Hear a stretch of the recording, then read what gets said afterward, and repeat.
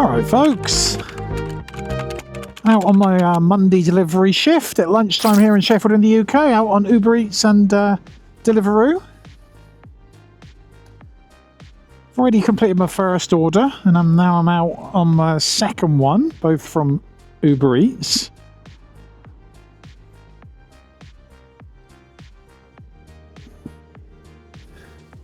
I know by sort of joining me mid-shift, it makes it seem sort of, you know, like it was all planned, but it really wasn't. I just forgot to turn the camera on. So, you know, the last 15 minutes were spent with me just nattering away with nothing being recorded. It was good stuff, though, I tell you. Is it up here? So I can squeeze through. All right, mate. There you go. So have a good one.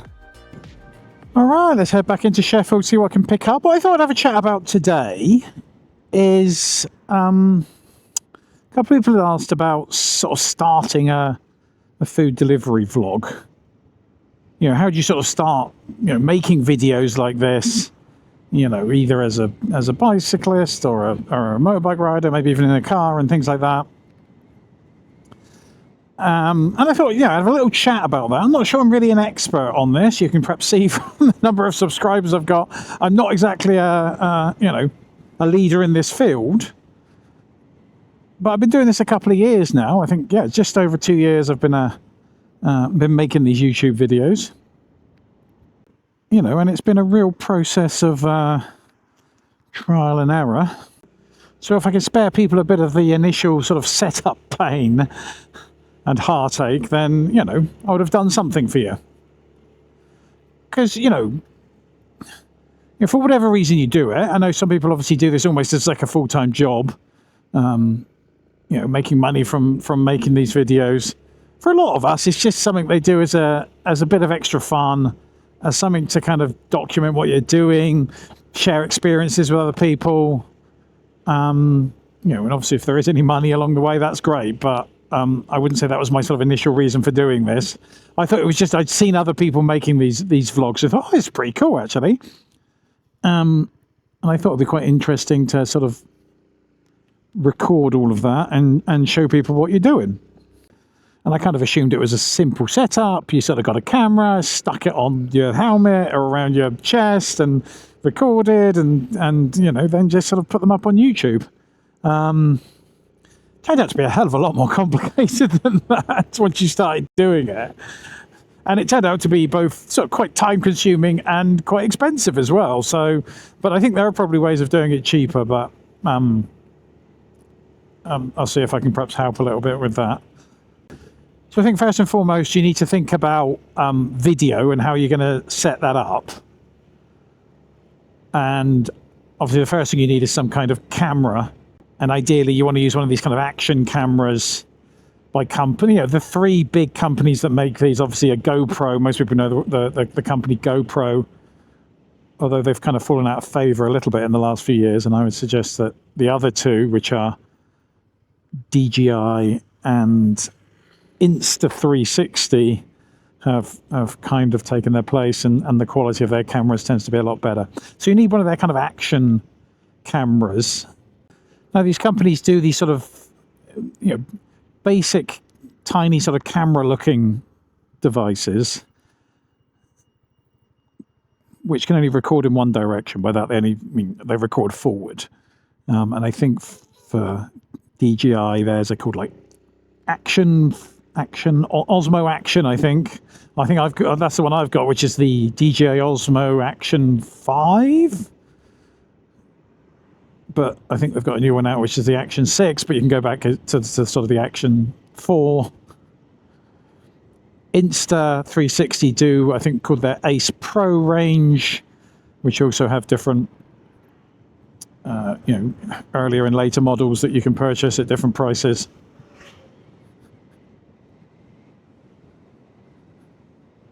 It's worth going onto YouTube and seeing various comparisons of these devices to see which one sort of would be most suitable for you. And I think you've got to think about things like, you you know, when are you going to be recording? Is it going to be largely during the day, or is it going to be at night? If it's at night, you probably want one which does a decent night recording, because I think one of the first cameras I had was an Insta360 camera, and it was really bad at recording at night, and it was just this sort of blurry, grainy mess. So I very rarely did any night recording. So I certainly know that the Insta360, the Ace Pro 2 or 3 or something, does really, really very good quality night recording. The DJI ones do pretty good recording as well, I have to say. I mean, the other kind you can go for is that most of these companies now do sort of 360 cameras, which record in all directions. You can use these just as a sort of a traditional camera where it just records forward if you want, but there is that versatility that if you want to sort of mount it perhaps on your handlebars or something like that, it can then record both, you know, what's in front of you, but also your body and your face and things like that as you're driving, depending on what kind of vehicle you're on. They tend to be a little more expensive. You're going to probably have to sometimes move it around, take it off the handlebars as well. That might be another thing you have to do, just because of potential thievery. You can't really leave these devices on your vehicle as you go into shops, into people's houses, because if someone comes past, they can just nab it. So yeah, think about what device you want to use. The ones which are just dedicated, forward recording, they tend to be a bit smaller, a bit more discreet, whereas the 360 cameras tend to be a bit larger as well, sort of longer, almost like sort of chocolate bars in some cases. So maybe a bit more obvious when you're wearing them. All right, I've got an order from Morrison's. I'm going to have to do a bit of a 360 here. All right, let's just go pick this up first.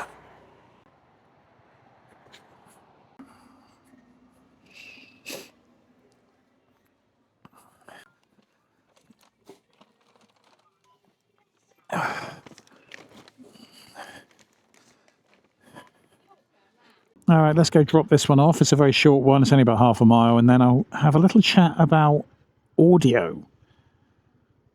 which is one of the trickier things to get right when you're trying to record a vlog.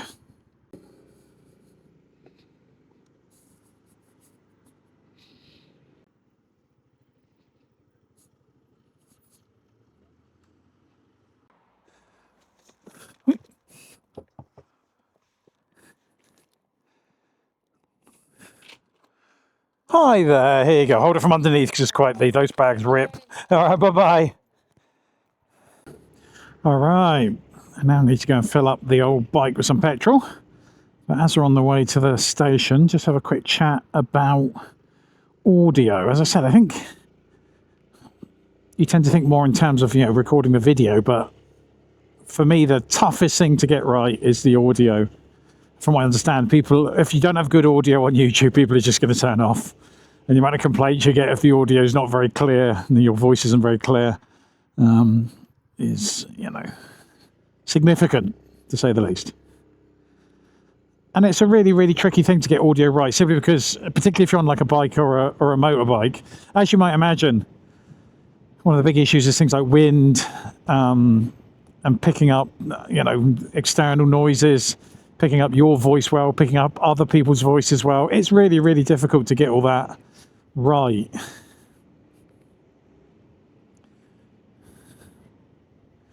And one of the reasons I suggest you use either get one of the DJI or the Insta360 cameras now is that, these cameras tend to have microphones that you can buy that directly link to them wirelessly. What you don't want is loads of wires trailing from your camera to your helmet or your collar or whatever.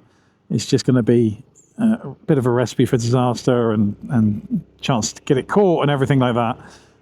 So ideally you want some sort of wireless connection, and I think DJI and Insta360 have these tiny little mics that you can kind of mount either on your collar, or on your helmet, inside your helmet. And the quality is really, really good. So yeah, I've got one, I think it's called the DJI Mic Mini. They're really pretty cheap to buy. Obviously it's separate from the camera itself. I think mine costs about like 40 quid, 35, 40 quid or something, if you just buy the microphone on its own. And like I said, it will connect directly to the camera. And I think Insta360 have similar. It's much better than either trying to, you know, connect your camera to some sort of Bluetooth microphone or anything like that. I tried all of that. It's an absolute pain in the butt. It constantly drops out. Better to get a direct connection between the microphone and the camera. So for that reason, I would go with either DJI or Insta360 for audio. So that's in terms of what microphone to buy. But then the next question, and this relates to the camera as well, is, well, how do you sort of set this all up on your body or on your helmet so that it captures everything clearly? And that's a tricky thing indeed.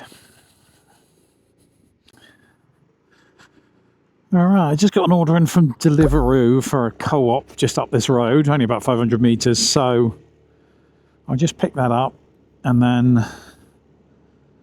have a little chat about how you kind of mount all your cameras and microphones so that you get the best possible recording and the best possible audio.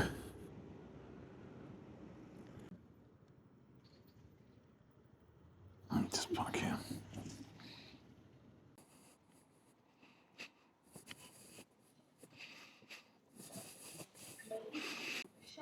Got 3499. 3499.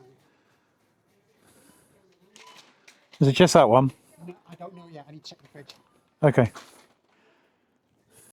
Cheers. Thanks a lot, buddy. All right, it's a nice quick one, only about a mile to the customer. I think it's paying about 3 quid. So yeah, how do you kind of mount all this stuff so you get a decent picture? I mean, obviously it depends on your vehicle. I've got a motorbike, so I'm tempted to think about mounting things on my helmet, but if you're on a bike, you know, you may have different ways to do this. I think when I first started, the first thing I thought about was mounting the camera and where to actually put that. I think at first I was a bit reluctant to put it on the helmet, just because I thought it looked a little bit obvious and might freak the customers out a little bit when they saw a camera stuck on your face. So to begin with, I used this sort of strap to mount it on my chest. And you can kind of adjust it so it's higher or lower, so it sort of sees more or less of the road. It wasn't the best view in the world. I think the other big problem with that was that you're kind of a bit limited in what you could kind of look at. In that, obviously, if it's mounted to your helmet, you know, if you want to point out something at the side of the road or something you're looking at, you just move your head to show that. A lot tougher when it's stuck on your chest. You know, you literally have to move your whole body to do that. So you couldn't sort of point out something you saw, something interesting on the side of the road. And like I said, the view was a bit low a lot of the time, and some of the people watching the video said, "Oh, it's a bit. You can't see a lot of the roads. You're just seeing a lot of the motorbike's handlebars." So I then started to look at how to mount it on the helmet itself. And then there are various like straps, and again, if you go on Amazon, you can find them. I can't remember the brand I bought, but it had fairly decent reviews, and you basically just sort of. It's got these sort of straps that wrap around the sort of mouth guard area of the helmet, and then you can add the camera and mount it on top of it.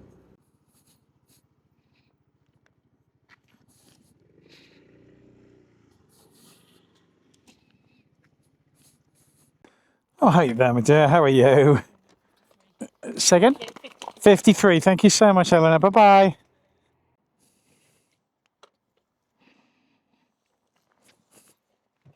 Alright, got another order immediately from Uber for a baker's just around the corner.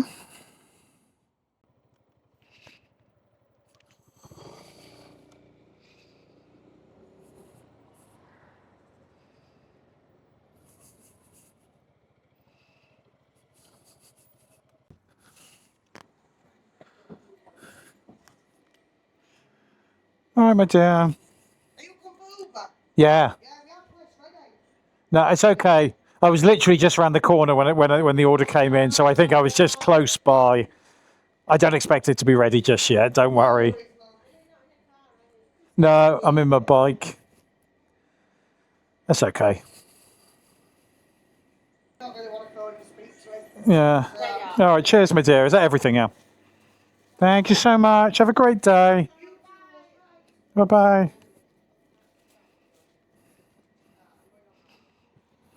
Alright, coming back to the kind of whole mounting thing for your camera. I would imagine, particularly if you've got a bicycle, that it might be a bit trickier to mount it on a helmet, unless you can mount it kind of on the top of your cycling helmet, if you wear one. You might want to use one of these kind of handlebar mounts. You can see I've got one here. It's for the times when I want to record my face. And you can do that, and you can sort of mount it on there. Obviously, you have to be a bit careful with them.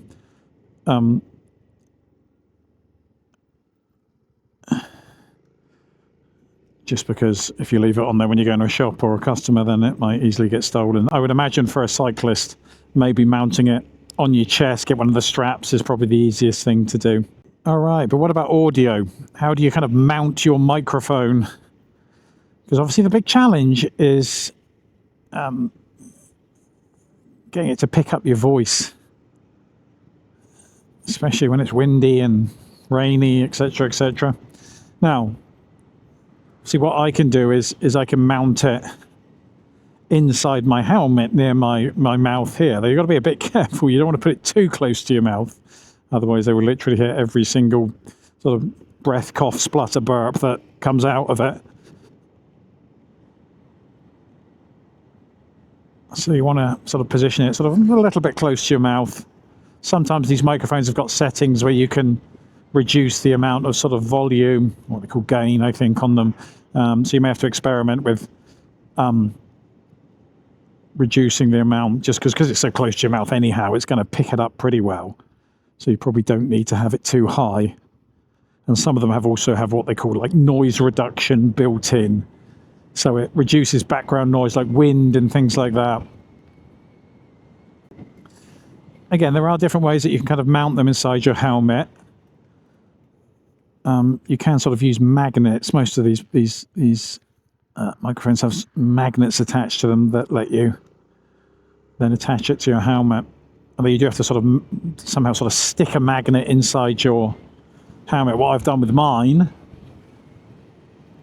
is I duct taped a penny inside my helmet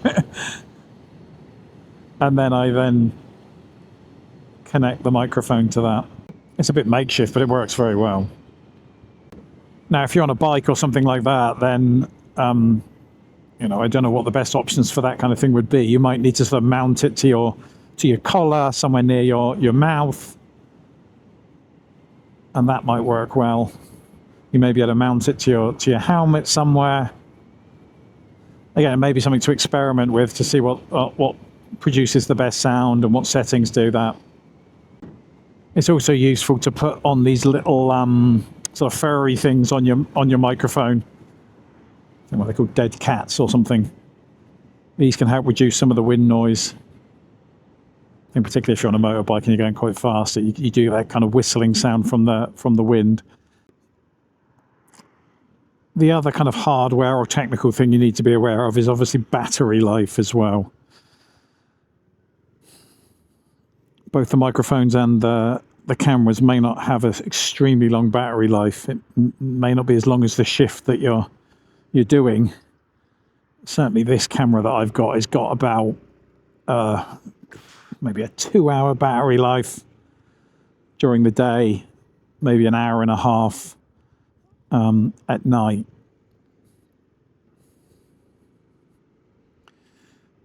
So I do have a couple of kind of spare batteries that I can swap out and put them in to extend the battery life, if I remember to actually bring them with me, which I frequently don't. The same with the microphones. Although the microphones tend to have quite long battery lives. This one's got about 6 or 7 hours, I think, so tends to last a shift fairly easily. So again, that's just another thing to be aware of. If you're going to be recording for a long time, then you might need some spare batteries as well. So it all kind of adds up if you want to do this. It very much is a labour of love. This is where I need to be. Right, let me just pop down here a sec. Am I coming in here? Where the hell do I come through here? Oof.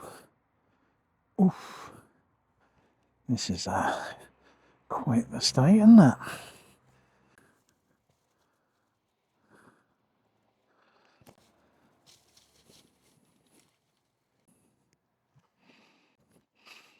Well, it's quite the house. Oof. Oof. Oof. Well, once you've done all this recording and you've got your sort of raw file of your delivery, you have to think about editing the damn thing. Now, of course, you can just sort of throw the whole file onto YouTube, but people generally don't want to sit sort of through 2 to 4 hours of people delivering, generally speaking. So you might have to sort of cut it down a little bit to make it a bit more palatable for people. Certainly the times when I've released a sort of 2-hour video or barely edited shift, people were not generally that excited by the prospect. You know, people are busy. Don't have that amount of time to watch it, so you'll probably need to cut it down to something around 20 to 30 minutes. It seems to be about the shortest you can do while maintaining some vague sense of what the hell's going on in the shift. Now, you might have different levels of sort of, you know, how much you want to edit. Now, you know, don't be too freaked out about video editing if it's not something you've done much before. It's something that you can learn reasonably quickly. A few guides and tutorials on YouTube can normally help. I suppose the first thing is to decide as well what, but you're probably going to have to edit out certain things as well, just because you have to be careful about not sharing personal data of customers on the screen. And if you're going to be putting things on TikTok or YouTube, you've got to be careful about showing any kids on screen. So obviously there are certain things you can just cut out completely, or what you can do is kind of blur out the sort of more sensitive parts on the screen. That can be a bit fiddly though, if you're not that familiar with video editing. It's probably one of the things that takes me the longest when I video edit, is making sure that customers' faces, customers' IDs, any personal customer data is not on the screen. Now, in terms of what sort of video editors you use to do this, you know, again, with all of these things, it can range from the inexpensive or completely free to the very pricey, depending on what level of complexity of editing you want to do. I mean, if you want to do the most basic editing, there are some free ones out there you can do. If you've got like a Windows PC, then you can do it on something called Clipchamp, which I think comes free with most sort of desktop laptops these days. And, you know, it's fairly decent. You can do all basic kind of cuts, and you can blur bits on the screen, and you know, it's a fairly simple, rudimentary, but effective editing program. Might be a good one to get your feet wet with as you test things out. If you're more comfortable editing, for example, on a phone or an iPad or a tablet, then, you know, again, if you use iPads, then you get things like iMovie, which comes free with your tablet. Or if you're willing to pay a bit more, I think you can get something called Final Cut Pro for your tablet as well. Now, there is a more sophisticated free program you can get for your PC or Mac, which is called DaVinci Resolve. There is a kind of a paid version, but the free version is pretty damn good. It's quite sophisticated as well. The only thing it is quite complicated to use. And there's a bit of a steep learning curve, so I would, unless you're really wanting to do quite sophisticated editing, you might want to steer clear of that. But at least if you do want to learn something more complex, there is a free version you can use, which has a lot of pretty complex features in terms of sort of transitions and fancy graphics on screen and all that kind of stuff.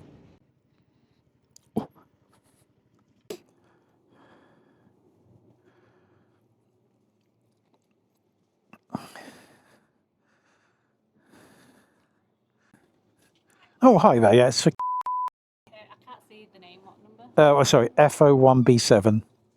Is that it? Yes. Oh, it's 2. Yeah. Okay. Thank you so much. Thank you so much. Bye. Cheers, buddy. See ya. All right, let's get off to this one. Just over a mile to the customer. Shouldn't take too long. So yeah, another free editing software you can use, I think both on phones, tablets and PC, is something called CapCut. This, I think, is owned by the company who own TikTok, so it's very closely sort of tied in with that. So if you're going to be doing TikTok videos, it works quite well. I think the only issue with this one is that it's one of these things that constantly is removing features from the free version and shoving them over to the paid one. I know about this because originally I was using the free one, and then eventually I did pay for the paid one, and that's the one I use now to edit my videos, is CapCut. So I do pay a sort of a monthly fee for that. I think it's about £10 a month. But I use it for a variety of things, and my son uses it as well for different things. So and you can use it across different devices. So you can use it on your PC, but you can also use it on your phone and your iPad with the same account. And stuff can transfer across, or can sync across through the cloud if you want to edit on multiple devices. The other big one that a lot of people use, and this is the more expensive one, is Adobe's Premiere Pro. That's the kind of industry-leading video editor. But again, if you want to pay for that on a monthly basis, we're looking at, I'm not sure, I'd have to look on it, but you're probably looking at like 30 quid a month. I don't personally use it. I have used it in the past when I could use it in my job and got it for free, but I probably wouldn't pay for it each month. But, you know, and many people see that as the sort of industry standard, the Premiere Pro. So if you're really serious about video editing, you can use that one. Or I think if you're working on a Mac particularly, then I think you can use Final Cut Pro, which I'm not sure if you can pay monthly for that. I'll check and put something on the screen if you can. I know you can buy it sort of outright, but it's quite expensive. It's like £200-300, I think. But then you've kind of got that forever after that. I'm not really an Apple user, so I don't know too much about how their software works. But yeah, so I think if you're, you know, it's not completely free to get started doing this kind of thing. You do have to pay a bit. Obviously, there's the camera and various other things. The software, it depends what level of seriousness you have about it. If it's something casual, if it's something you really want to turn into, you know, potentially something that makes money. I haven't, you know, like I said, just as something to do for fun, something to you know, learn a few extra skills. You know, for me, it's been very, very helpful learning how to video edit better and deal with audio and video. It's been quite a useful process. And just sort of sharing, you know, my experiences with people has been fun as well. So I hope you find that useful. I'm happy to answer any questions you have in the chat. If you've got any further questions, then, you know, please put them in there, and I'll do my best to answer them in a future video. But in the meantime, I will bid you damn fine farewell.